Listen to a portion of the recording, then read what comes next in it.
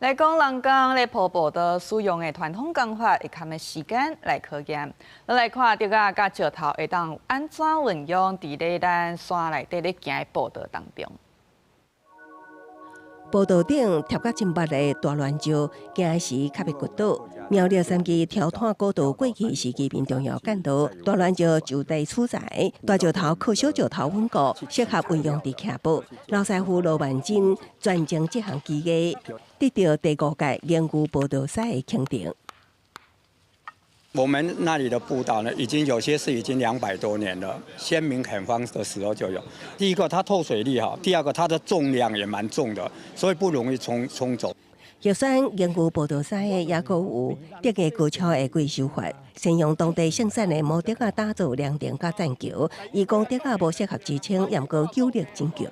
這座橋骨橋都是先用德啊的特性，處在寬薄，結構堅固，也有藝術性。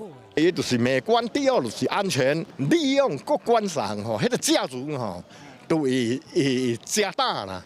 2018年設立的研究步道賽獎項，都是希望找出國內有步道傳統技藝之人，保留在地化，多元各愈古愈新的傳統工法。